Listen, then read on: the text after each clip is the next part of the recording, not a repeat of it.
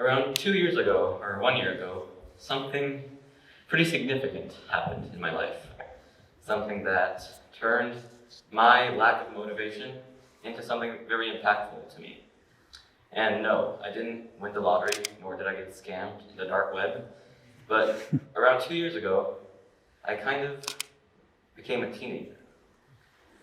And like many teenagers, I am amongst those whose sleeping schedule is pretty miserable, considering what people would advise for someone my age.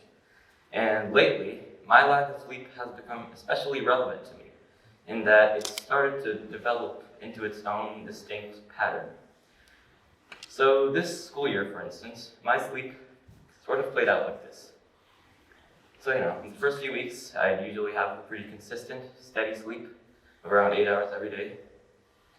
But as time went on, those 8 hours would start to shrink into 7.5 hours, which is still a fine amount of sleep. But interestingly enough, those 7.5 hours would also turn into 7 hours, which would turn into 6.5 hours, and well, you see where I'm going with this. Now, as this gradual reduction in sleeping hours kept repeating itself every single year, and as this pattern started to become so clear to me, I wanted to figure out, what the real cause for this was. So the easy answer to this might relate to procrastination, or that my computer brightness is too high, but I was looking for something in the bigger picture of all this. And after 2 sleep-deprived months, I came up with a hypothesis, which was, what if the problem with my sleep had nothing to do with speedrunning Minecraft at 11 p.m. every night? What if it had nothing to do with spending 2 hours on Reddit reading through mega threads?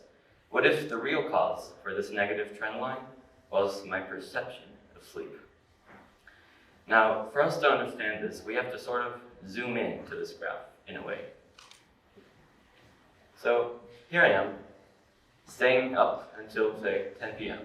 And in past school years, this might have gone on for a few weeks until one night, I might have lost track of time and writing a TED Talk for the next day. And then this guy would show up. Now, sleeping later than you should for one night can't be that harmful. But the following day, I look at the clock, and it reads 10 p.m.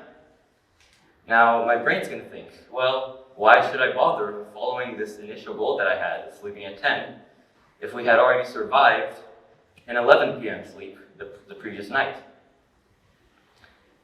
And with that in mind, this initial goal that I had of sleeping at 10 would then extend itself to, say, 10:20 or 10:30. And as this cycle would keep repeating itself, my brain wouldn't be able to visualize the importance of following these goals that I would keep setting for myself, causing me to sleep later and later. So how do I deal with this? Considering that this psychological process is in fact the problem, then how do I go from rock bottom of sleeping at midnight every day all the way to a nice, steady, civil 8-hour or 7-hour long sleep? Well, the way I think about it is that there are essentially 2 paths we can take to getting there. And for us to understand these 2 paths, we have to picture ourselves on a beach. You're laying there on a nice sunny day, floating about in the water, and unbeknown to you, a current starts to slowly drift you towards the depths of the ocean. And now, since you're completely unaware that anything's even happening, you eventually come across a whirlpool. Now, before we go any further, let's shift the scenario a little. And let's look back at that whole sleep deprivation cycle and put yourselves in my shoes of what was happening. So, imagine that your hours of sleep are getting lower and lower by the week. Except that doesn't really seem to bother you, because every morning you're still able to wake up and go about your day like usual. Until one day, you wake up and realize that your night's sleep was suspiciously good. That's because you overslept and missed your school bus. Now, this would act like a shock to you, It would act like a way to wake you up and make you become more cautious of this dreadful sleeping schedule. Now, these 2 scenarios I just described are obviously, completely different, but there's an important connection between them, because it's like you're flowing along this cycle that keeps getting worse and worse, and you get out of that cycle by facing its whirlpool, by facing its final consequence. And this is one potential way of dealing with these kinds of problems, but one thing we do have to keep in mind is that this whirlpool in a real-life situation can come in different forms, and in some cases it might not be a viable option. Which is why we have this second path, which is about spotting the whirlpool before it actually overcomes you, and from there, working to swim against the current instead of flowing alongside it. Thank you.